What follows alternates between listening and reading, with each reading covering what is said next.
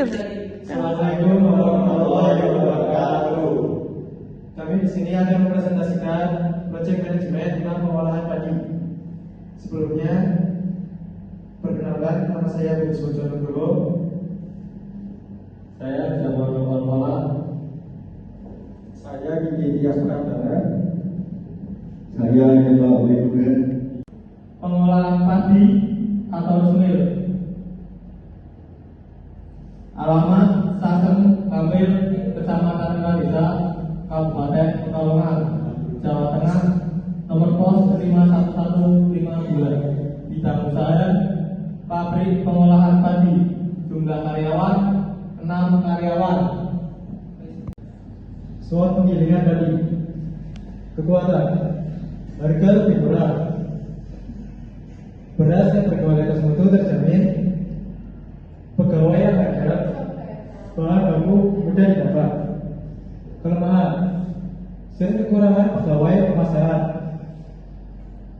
Harga jual beras yang naik turun. Kurangnya modal, sistem distribusi tradisional dan lokal. Peluang, jumlah penggilingan padi setempat masih sedikit. Barang mudah didapat, jangkauan pasar yang lebih luas, menjalin mitra dengan perusahaan lain. Ancaman, adanya permodalan beras yang menjual beras dengan berbagai merek di pasaran. Harga pasaran dengan promo besar terkadang lebih diminati. Adanya penggilingan padi keliling, banyak penjual bukan dari agen yang menjual barang sejenis. Gabungan kekuatan dan peluang. Dengan harga jual yang lebih murah dan hasil beras yang berkualitas lebih diminati konsumen. Kemudahan dalam mendapatkan bahan baku dapat mempercepat proses produksi, sehingga tidak akan kehabisan stok saat konsumen mencari barang. Dengan beras yang berkualitas dan mutu terjamin, membuat pemasaran lebih mudah karena konsumen lebih percaya pada kualitas produksi yang dihasilkan. Kekuatan dan ancaman. 1. Dengan harga beras yang lebih murah dan berkualitas dapat membuat beras hasil produksi tak bersaing saat dijual di pasaran. Dengan pegawai yang ada, proses produksi beras lebih cepat dan hasilnya lebih bagus.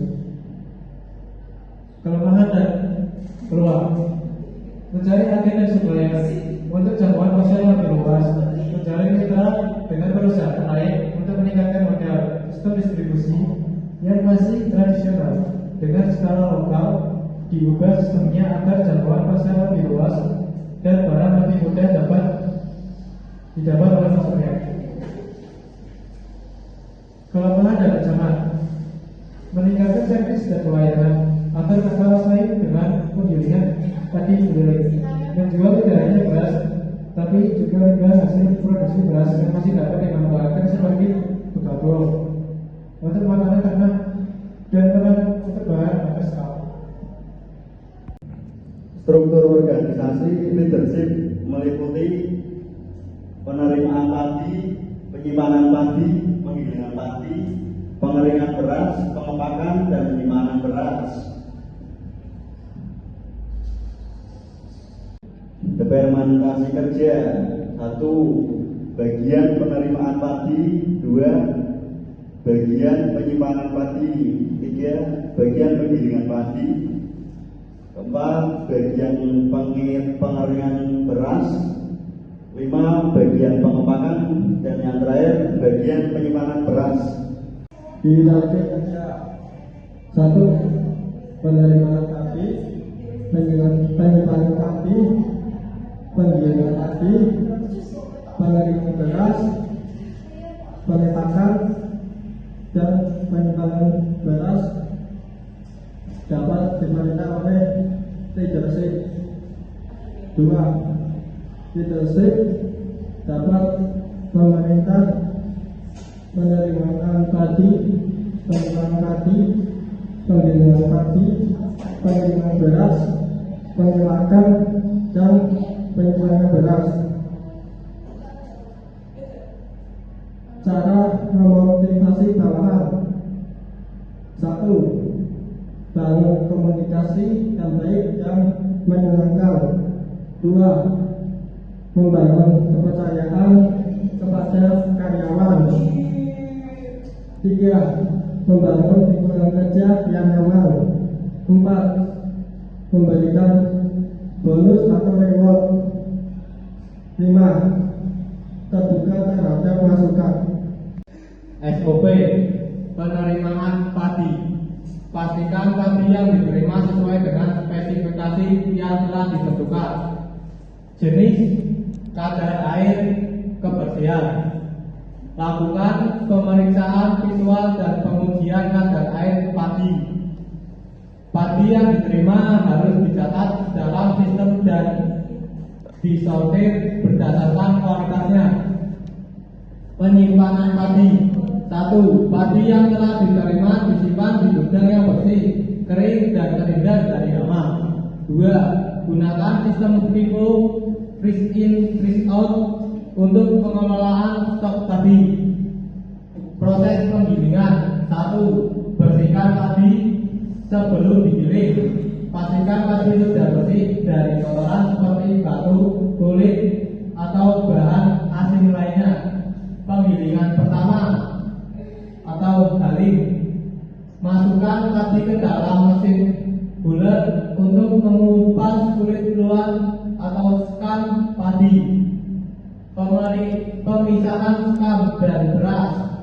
Pisahkan skam dari beras menggunakan alat pemisah atau separator. Penggilingan lanjutan atau polishing. Proses pemolesan untuk membersihkan beras dan mengurangi sisa kulit.